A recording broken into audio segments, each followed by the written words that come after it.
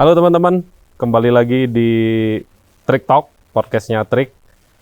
Kali ini kita akan membahas isu yang mungkin belum pernah kita angkat di podcastnya Trik. Kalau selama ini kita banyak bicara tentang sertifikasi kayu, kemudian pelatihan, kemudian juga tentang Jogja gitu ya. Maka kali ini kita akan diskusi tentang kelapa sawit, khususnya tentang sertifikasi kelapa sawit. Dan yang spesial juga, hari ini kita kedatangan narasumber yang sangat kompeten di perkembangan sertifikasi kelapa sawit di Indonesia. Beliau adalah Pak Willy Stradani.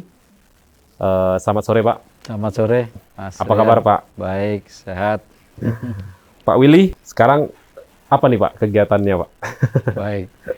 Baik. Terima kasih. Pertama-tama saya ucapkan terima kasih saya diundang dalam acara Podcastnya Trik ini. Tentunya saya ini hal yang menarik juga untuk saya, dan sekali lagi terima kasih. Jadi saya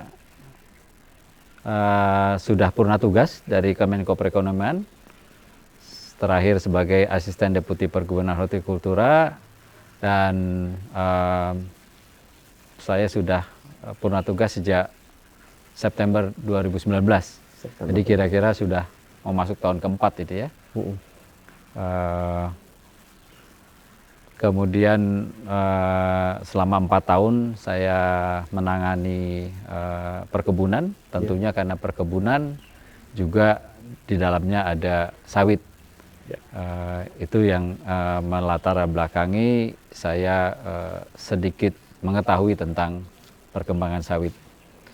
Nah, sekarang saya boleh kata aktivitas lebih kepada mengisi waktu di berbagai kegiatan, ada di tentang perubahan iklim.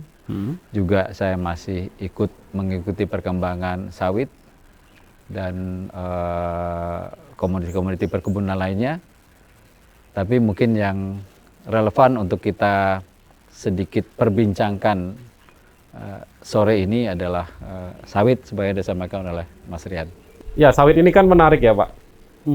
Menjadi komoditi unggulan di Indonesia, kemudian juga penyumbang devisa, salah satu yang terbesar selain migas ya, kalau nggak salah ya. Betul. Kemudian Indonesia juga disebut sebagai rajanya kelapa sawit, memiliki luasan yang paling besar di dunia, kuantiti CPO-nya juga paling banyak gitu ya, kalau nggak salah.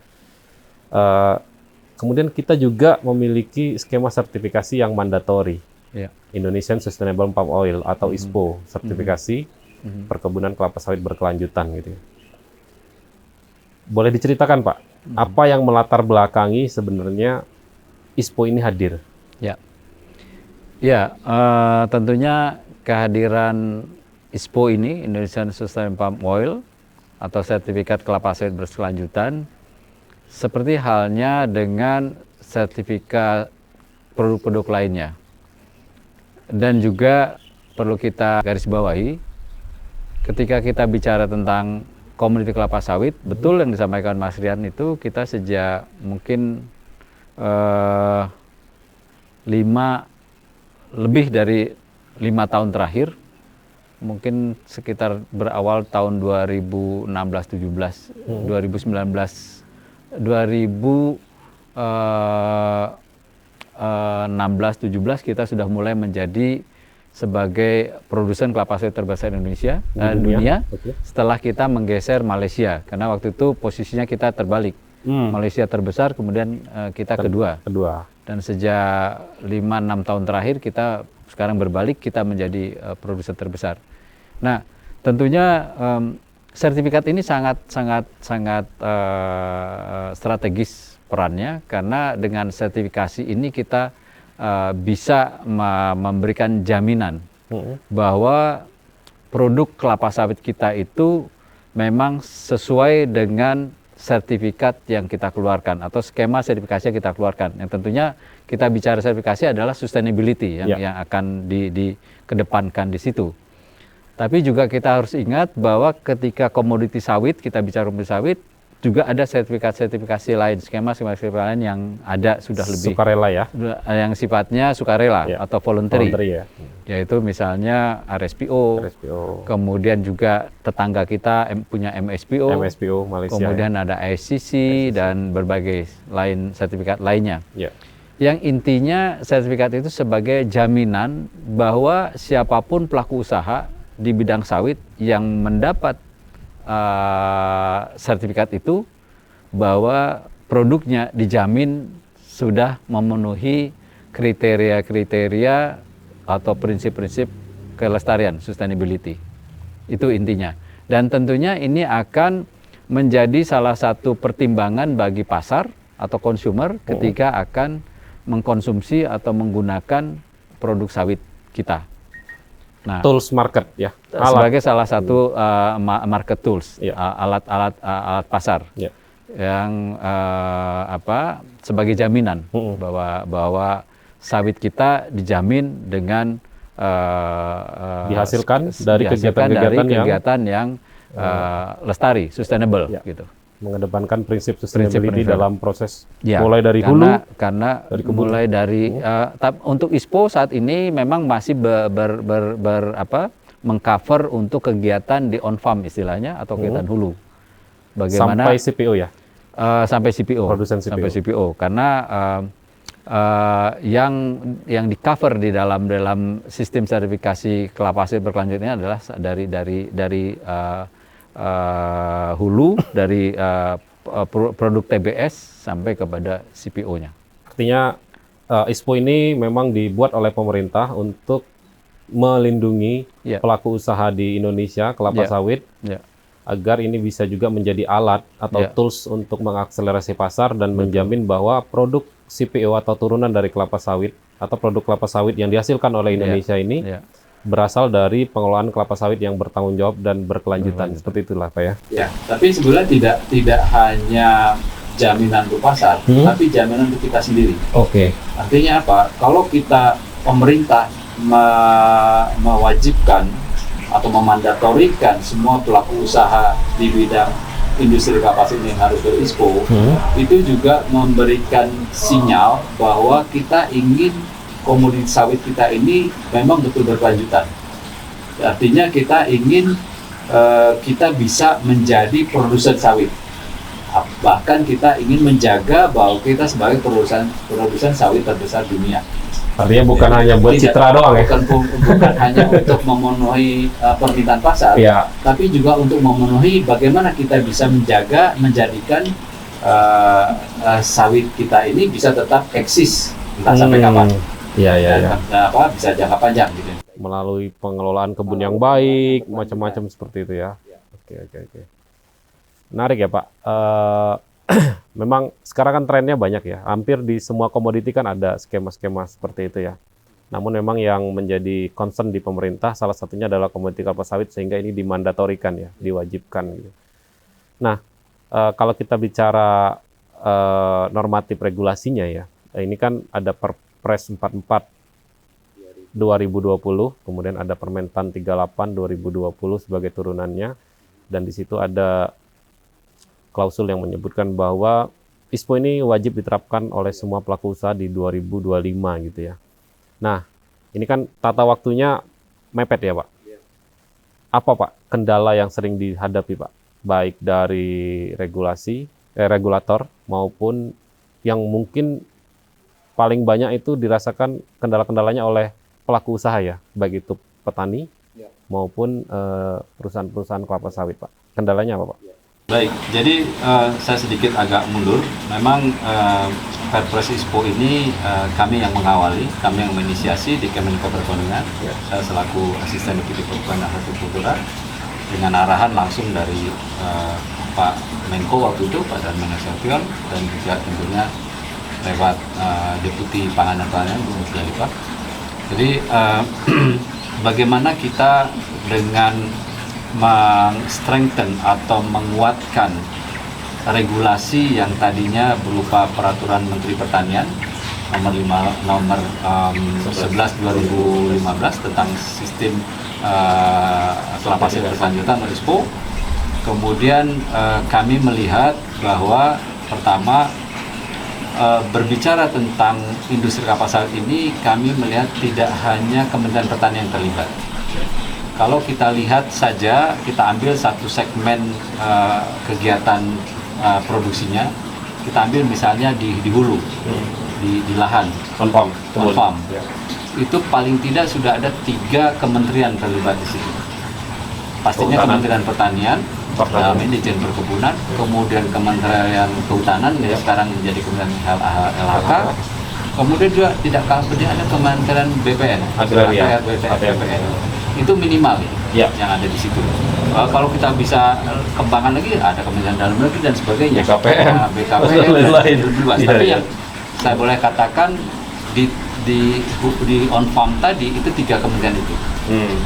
Nah, kalau aturan atau sertifikasi ISPO-nya diatur dengan regulasi kementerian, agak kesulitan karena sementara fakta di lapangan melibatkan minimal 3 kementerian tadi. Itulah kami berpikir ini harus ditarik aturan ke atas, itu menjadi peraturan presiden. Karena kita bicara sawit bukan hanya bicara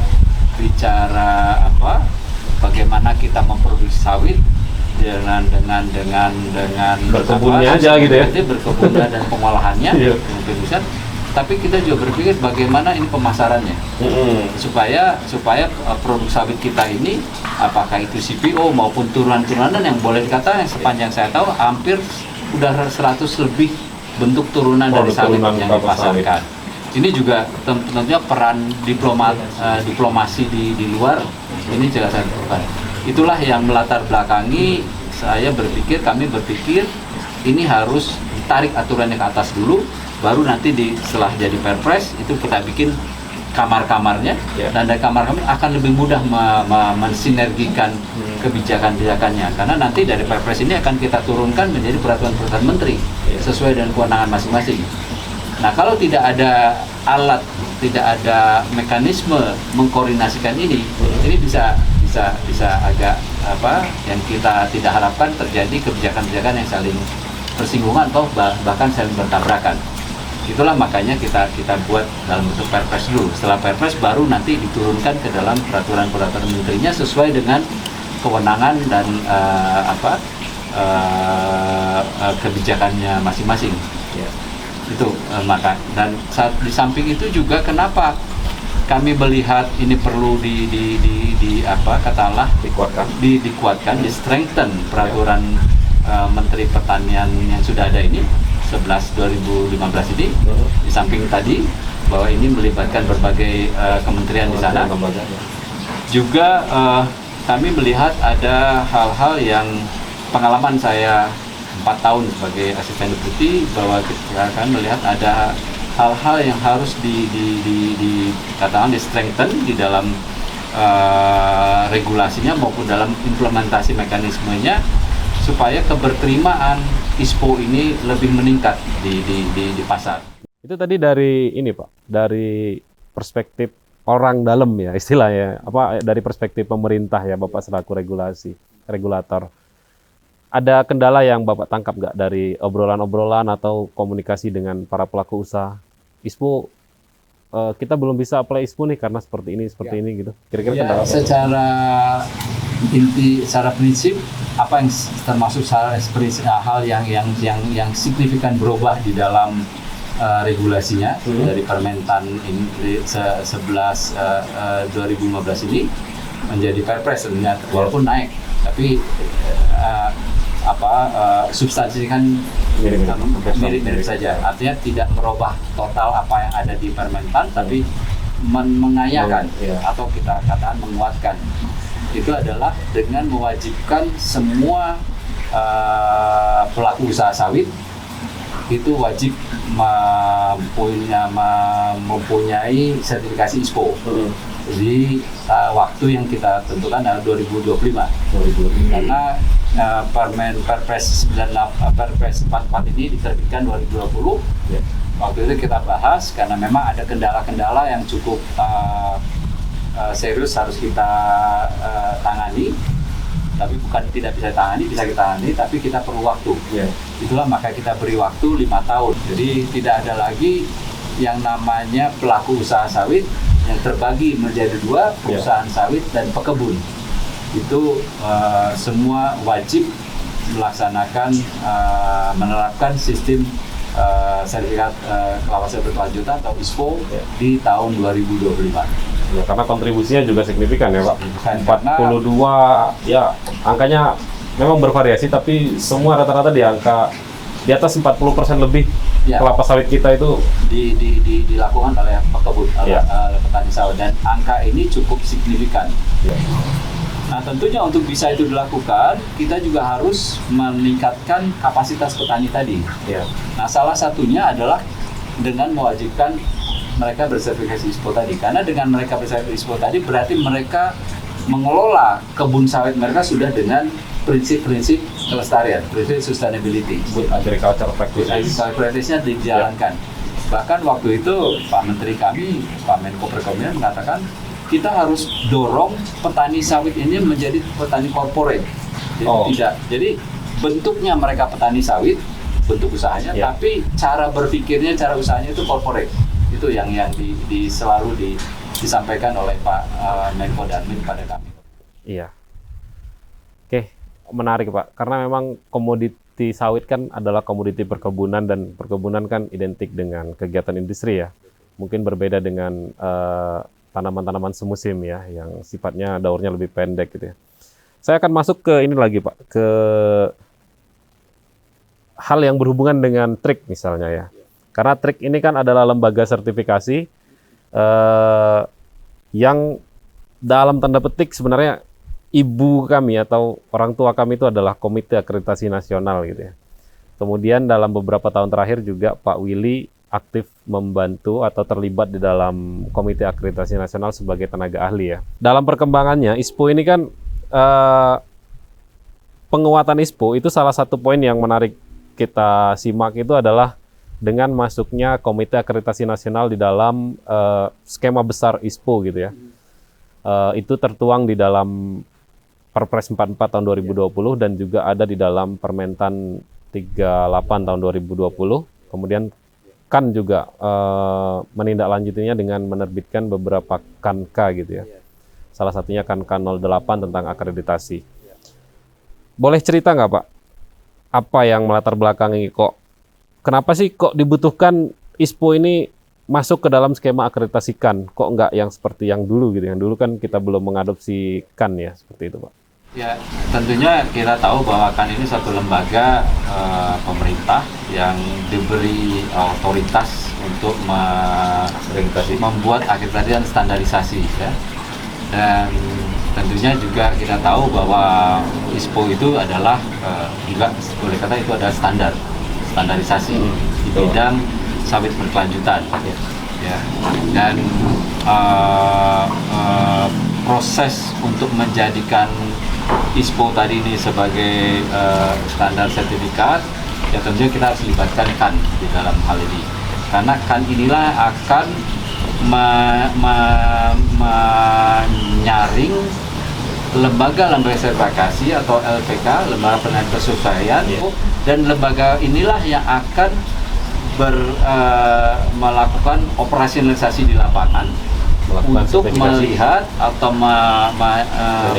menilai apakah suatu pelaku usaha, baik tadi perusahaan maupun pekebun, tadi swadaya, apakah memang mereka bisa menghasilkan produk sawit yang sustainable melalui proses penilaian oleh lembaga sertifikasi tadi.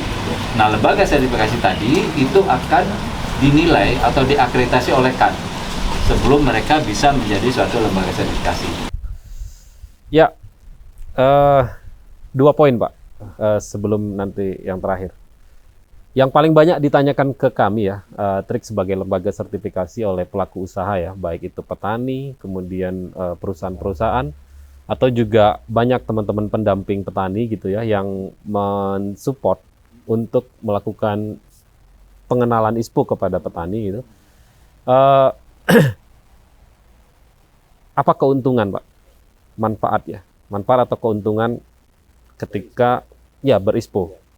Betul. Ini saya kira satu pertanyaan yang logis dan bisa diterima ketika pelaku usaha sawit, apakah itu perusahaan ataupun petani, apalagi pekebun yang mereka baru 2025 nanti mereka wajib, mereka akan bertanya, kalau saya harus pakai ISPO, kemudian saya menghasilkan TBS, apa sih manfaatnya? Ya. Kita tahu namanya siapapun berusaha, siapapun melakukan kegiatan investasi, mereka akan bertanya, kalau saya Apa manfaatnya saya? melaksanakan skema ini apa manfaatnya? Nah, memang kita itu yang selama saya menjadi ketua tim teknis penyiapan Perpres ISPO, itu selalu saya banyak ditanya ketika kita melakukan konsultasi publik Ya. waktu itu ke berbagai stakeholder ya. empat region yang kita lakukan waktu itu di Riau, kemudian untuk region barat, kemudian di Palangkaraya, kemudian bahkan sampai ke Papua, dan di Palu. Untuk Indonesia Tengah waktu itu selalu pertanyaan muncul. Saya bilang agak sulit mengatakan kalau misalnya dengan secara sederhana, sekarang misal harga TBS Anda misalnya 2.000 ya, per kilogram. Tapi setelah ISPO apakah bisa menjadi 3.000, 4.000? Ya.